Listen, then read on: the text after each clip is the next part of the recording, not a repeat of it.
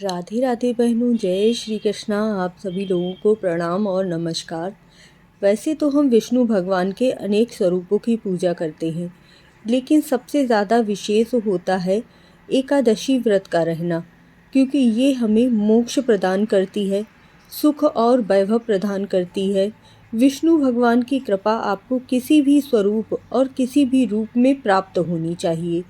12 एकादशी व्रत होते हैं, जिसमें सबसे प्रमुख होती है पाप मोचनी एकादशी। जैसा कि नाम से ही ज्ञात होता है, पाप आपके जितने भी हैं सभी नष्ट हो जाते हैं।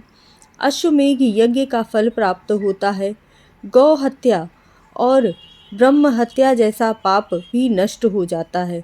हमारे शास्त्रों में ऐसा वर्णन किया गया है।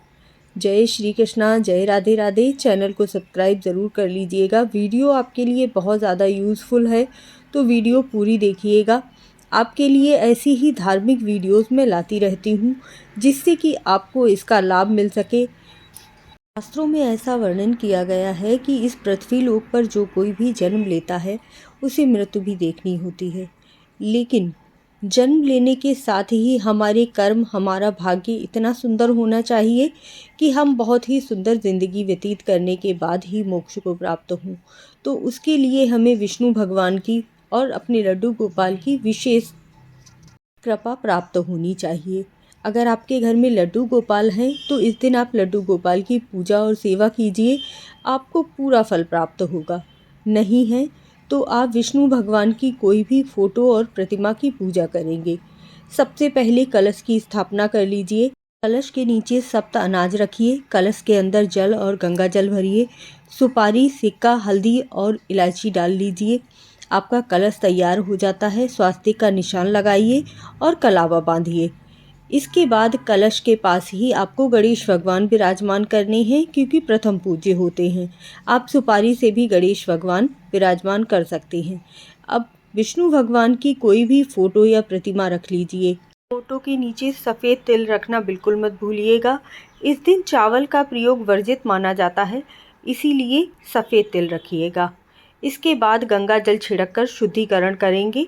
इसके बाद आपको कलावा अर्पित करना है। गणेश भगवान को जनेऊ अर्पित कीजिएगा, पुष्प अर्पित कीजिएगा, पीले रंग की मिठाई अर्पित कर दीजिएगा, भोग लगाइएगा। मन में भाव लाइएगा कि विष्णु भगवान, मैं आपको यह सब चीज़ें अर्पित कर रहा हूँ। आप मेरे जितने भी पाप हैं, कष्ट हैं, उन्हें दूर कर दीजिए और मुझे सद्गति दिखाइए, सही रास्ता दिखाइए, सही रास्ते पर मैं चल सकूं, ऐसा मार्ग प्रशस्त कीजिए। शुद्ध देसी घी का दीपक प्रज्वलित कर लीजिएगा और पीले रंग की मिठाई विष्णु भगवान को विशेष प्रिय होती है। पीले रंग की मिठाई चढ़ाइएगा। गणेश भगवान को भी भोग अर्पित कीजिएगा और आपको इसके साथ ही तुलसी पत्र ज़रूर ही चढ़ाना है। बिना तुलसी पत्र के विष्णु भगवान को भोग नहीं लगाया जाता है। लेकिन ध्यान रखिएगा, तुलसी पत्र आपको एक दिन पहले ही तोड़ लेना है। एकादशी के दिन तुलसी पत्र नहीं तोड़ा जाता है। कुछ नियम होते हैं जिनका पालन हमें इस पूजा में ज़रूर ही करना चाहिए। विष्णु भगवान को पीले वस्त्र धारण करवाना बहुत ज़रूरी होता है, तो आप पीले रंग के वस्त्र अपने लड्डू गोपाल को ज़रूर पहनाइएगा इस दिन। अगर लड्डू गोपाल नहीं हैं, तो आप पीले रंग के वस्त्र स्वयं ज़रूर पहनिएगा। इस दिन आपको पीले वस्त्र पहनना, पीले रंग की मिठाई का भोग लगाना बहुत ही ज़रूरी होता है। शुद्ध देसी घी का दीपक प्रज्वलित कर लीजिएगा। सबसे पहले विष्णु चालीसा का पाठ कीजिएगा, विष्णु सहस्त्र नाम का पाठ कीजिएगा। विष्णु भगवान के कोई भी मंत्र, ओम विष्णवे नमः या फिर ओम नमो भगवते वासुदेवाय नमः, श्रीमन नारायण नारायण नारायण, इस तरह से कोई भी मंत्र लेकर आप 108 बार जाप जरूर कर लीजिएगा। इसके पश्चात आपको आरती करनी है। तुलसी माता की पूजा करना भी इस दिन बहुत ही आवश्यक होता है, इसीलिए तुलसी माता पर जल अर्पित इस दिन नहीं किया जाता है, ध्यान रखिएगा। और आपको आरती करनी है, पूजा करनी है तुलसी माता की और भोग समर्पित करना है। संध्या के समय भी तुलसी माता के पास में आपको दीपक ज़रूर ही जलाना है। पाप मोचनी एकादशी व्रत 25 तारीख को 5:06 पर प्रारंभ हो रहा है और समापन 26 को दोपहर को 3:45 पर हो रहा है। इसीलिए एकादशी व्रत जो है वो 25 तारीख को रखा जाएगा।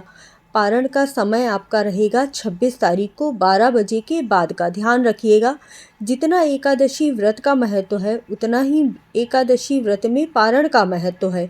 इसीलिए शुभ समय जो पड़ रहा है वह 1:58 से 4:24 तक का है।